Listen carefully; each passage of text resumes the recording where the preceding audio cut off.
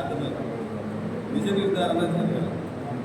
Student union అనేది సరే students యొక్క ఇబ్బందులు ఉంటే రావాలి, పిలవగానే కంప్లైంట్ వచ్చినా కూడా వచ్చి ప్రిన్సిపల్ తోటి కలిసి ఆ యాజమాన్యంతో కలిసి సర్దుకోవాల కంప్లైంట్ వచ్చిందని చెప్పేసి వచ్చి మాతో మాట్లాడి ఏం జరిగిందో తెలుసుకుంటే చాలా బాగుంటుంది. తెలుసుకోకుండా వచ్చి దౌర్జన్యం చేయడం అనేది మంచి పద్ధతి కాదు. మేము ప్రతి ఆర్గనైజేషన్ని గౌరవిస్తున్నాం. వాళ్ళు ఎప్పుడు వచ్చినా కూడా మేము కూర్చోబెట్టి వాళ్ళ యొక్క సమస్యలు విని మా తరపున ఏమైనా పొరపాటు జరిగినా కూడా మేము విని అది సరిదిద్దుకోవడం చాలా సందర్భాలు జరగని కూడా వాళ్ళకి ఎక్స్ప్లెయిన్ చేసి పంపించిన రోజులు. మరి ఈసారి ఎందుకు మాకు అర్థం కావట్లేదు. పేరెంట్స్ కంప్లైంట్ చేయడం ఏంటి, అక్కడ తప్పు జరగలేదు. మెడబెట్టికి ఏంటినే మనం మేము మెడబెట్టికి ఏంటంటే మా స్టూడెంట్ వాళ్ళకి స్పెషల్ పర్మిషన్ ఇచ్చాము, తీసుకెళ్ళారు సంతోషంగా. తీసుకొచ్చేటప్పుడు మద్యం సేవించి లోపలికి వస్తా అంటే ఒక ఎడ్యుకేషన్ ఇన్స్టిట్యూషన్లకి ఎవరెవరికి పర్మిట్ లేదు. పర్మిట్ చేయము అన్నందుకు దౌర్జన్యం చేయడం అనేది కరెక్ట్గా స్టూడెంట్ని లోపలికి తీసుకుంటాం. ప్రతి సీసీ ఫుటేజ్లో ప్రతి ఇన్సిడెంట్ రికార్డ్ అయింది. ఇదే విషయం క్యాంపస్కి వచ్చిన యూనియన్ని చూడమన్నాం, స్టూడెంట్స్ చూడమన్నాం, వచ్చిన పోలీస్ ఆఫీసర్ని చూడమన్నాం. వారు ఆఫీస్లోకి వచ్చి సీసీ ఫుటేజ్ మొత్తం చూశారు. చూసిన తర్వాత బయటకు వచ్చి వాళ్ళు అక్కడ పొరపాటు ఏమి లేదండి, మీరు సీసీ ఫుటేజ్ చూడమంటే మేము చూడమంటారు, పేరెంట్స్ చెప్పింది మేము వింటామంటారు. అది ఏమాత్రం కరెక్ట్ కాదు. వచ్చి మాట్లాడకుండా దౌర్జన్యంగా స్లోగన్ చేసుకుంటూ ఆఫీస్లో న్యూసెన్స్ చేసి చైర్స్ని కూలకుంటే అన్ని పగలగొడుతుంటే ఏంటండి ఇది? రాజకీయమా, విద్యా వ్యవస్థ? మాకే కాదు.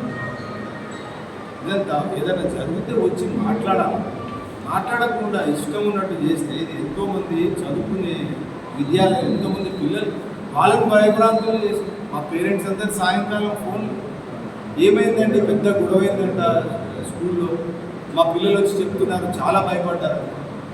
మరి పిల్లలకి ఏమన్నా అయితే ఎవరండి బాధ్యత? రేపు పొద్దున మేమే కదా యాజమాన్యం. పిల్లలకి ఏమన్నా మా రక్షణలో ఉన్నప్పుడు మేమే బాధ్యత.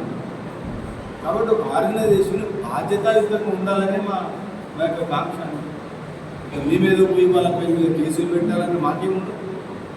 ఇన్సిడెంట్ జరిగింది, పోలీసు వాళ్ళు వచ్చారు, వాళ్ళు ఫిజికల్గా వాళ్ళ మీదే దాడికి దిగబడ్డారు.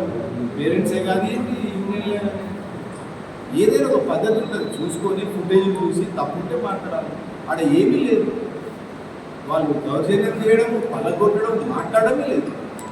మరి ఆర్గనైజేషన్స్ ఎందుకు? ఏదైనా తప్పు ఉంటే గలం విప్పి మాట్లాడాలి.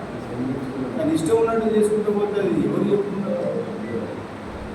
దయచేసి ఇట్లాంటి పద్ధతి మంచిది కాదండి. ఏదైనా ఉంటే కూర్చొని మాట్లాడుకోవాలా, తప్పులు ఉంటే సరిదిద్దుకోవాలా. ఇది కలిసి మెలిసిపోయేది. ఒక ఆర్గనైజేషన్, ఒక స్కూల్ అనేది ఎప్పటికీ ఉంటే మనుషులు శాశ్వతం కాదు, ఆర్గనైజేషన్ శాశ్వతం. మేమేమైనా చేస్తే మా ఆర్గనైజేషన్ డ్యామేజ్, స్టూడెంట్ యూనియన్స్ ఏమైనా చేస్తే వాళ్ళ ఆర్గనైజేషన్ డ్యామేజ్. ఒకరి స్వార్థం కోసం ఆర్గనైజేషన్ డ్యామేజ్ చేయడం ఎంతమంది కూడా పద్ధతి కాదు. ఏదైనా చట్టం అనేది ఉంది, ఫోరమ్స్ ఉన్నాయి, కూర్చొని మాట్లాడి చేయడం మంచిది. అసలు పేరెంట్స్కి ఏమైందనేది యాజమాన్యంతో మాట్లాడకుండా అలా దౌర్జన్యం చేయడం అనేది అయితే ఆమోదయోగ్యం కాదు.